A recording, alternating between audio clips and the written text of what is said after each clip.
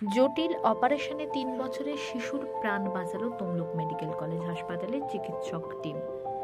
General মোর্চে ধরা rod নিয়ে খেলছিল ৩ বছরের মৌমিতা দাস। বাড়ি হলদিয়ার ভবানীপুর থানার বার উত্তর হিংলি গ্রামে। খেলার সময় আচমকা পা পিছলে গিয়ে সেই রড মুখগহ্বরের উপর অংশে ভেদ করে অনেকটাই চলে যায়। মুখ দিয়ে গল গল করে রক্ত বের হতে থাকে।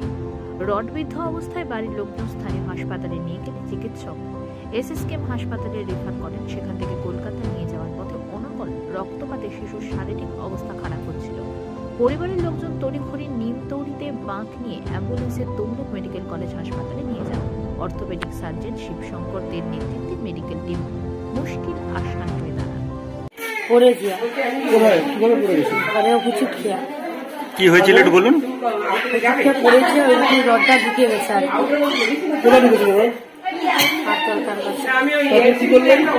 দুর্গাচকে হাসপাতালে গেছে, সেখান থেকে দেখানো হয়নি, এখানে পাঠাইছে। এখানে এসে রডটা বার করার পরে অপারেশন হয়েছে। এখন সুস্থ আছে? হ্যাঁ। এটা যদি বাইরে করাতে হতো নার্সিং হোমে, সেটা তো অনেক খরচ হতো। সেটা কি আপনাদের পক্ষে সম্ভব ছিল? না। এখানে কি কোনো টাকা পয়সা লেগেছে? না। কল্পনা জামা দাস। ও বাবা পেশায় কি করে? ওয়েল্ডারে কাজ করে।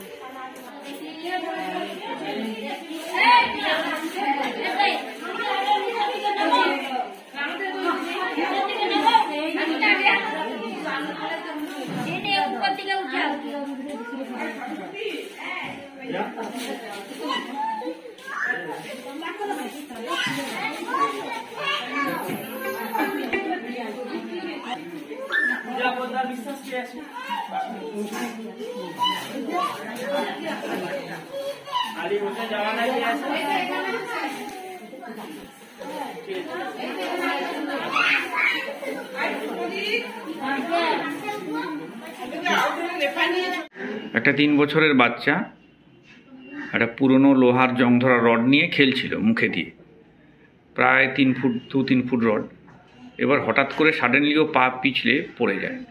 সেই অবস্থায় রডটা মুখের মধ্যে ঢুকে যায়, মুখের পুরো তালু ভেদ করে, বোনস ভেদ করে মুখের মধ্যে পুরো আটকে থাকে। তো এবার ওটাকে কিছুতেই বের করা যাচ্ছিল না। এই অবস্থায় পেশেন্ট কাঁদতেও পারছিল না। তা পেশেন্টকে নিয়ে ওরা হলদিয়া যেটা সাব ডিভিশনাল হসপিটাল, ওখানে নিয়ে যায়। তো ওখানে যেহেতু করা সম্ভব হয়নি, ওটা আমাদের এখানে তাম্রলিপ্ত মেডিকেল কলেজে ওরা রেফার করে। আমি ডিউটিতে ছিলাম, অন ডিউটি ওই সময়। আমি দেখে এটা অপারেশনের সিদ্ধান্ত নিই। যদিও পুরো ব্যাপারটা খুব ক্রিটিক্যাল ছিল এবং এই ডিসিশান নেওয়াটা একটু রিস্কি ছিল, কারণ বাচ্চার বয়স ছিল মাত্র 3 বছর আর বাচ্চাটা আস্তে আস্তে করে নেতিয়ে পড়ছিল। তা আমরা ভাবলাম যে বাচ্চা যে কোনো সময় শকে চলে যেতে পারে। এই ধরনের ইন্টারভেনশন করার আগে কিছু যে অ্যারেঞ্জমেন্ট, সেটা সঙ্গে সঙ্গেই রেডি করা হয় এবং প্রায় 2টো সেটিংয়ে 1.5-2 ঘন্টা ধরে এই অপারেশনটা আমরা একটা টিম রেডি করে সাকসেসফুলি করি। এটা স্যার বেসরকারি জায়গায় করলে কি খরচ হতো? কয়েক লাখ টাকা। বাচ্চাটা কোথায়? বাচ্চার বাড়ি বার উত্তর হিংলি, ভবানীপুর থানা। এর আগেও স্যার আপনি এরকম একাধিক ওটি করেছেন বা আজকে বললেন, কি বলবেন এই বিষয়ে? এর আগেও অনেক অপারেশন আমরা রিস্ক নিয়ে করেছি। এক্ষেত্রে সবথেকে সেন্সিটিভ ব্যাপার, 2টো ইন্টার ডিপার্টমেন্টাল অ্যাপ্রোচ লেগেছে। অর্থোপেডিক সঙ্গে ইএনটি সার্জন আমাদের যে ছিলেন ডক্টর তিতাস কর, দুজনের আমরা টিম নিয়ে, এর সঙ্গে অ্যানাস্থেটিস্ট, বাকি সিস্টাররা তো ছিলেন। এটা একটা ইন্টারডিসিপ্লিনারি অ্যাপ্রোচ এবং এই অ্যাপ্রোচের সঙ্গে সবথেকে যেটা বড় ব্যাপার, যে বাচ্চাটা খুব ছোট এবং আমাদের হাতে টাইম খুব কম ছিল।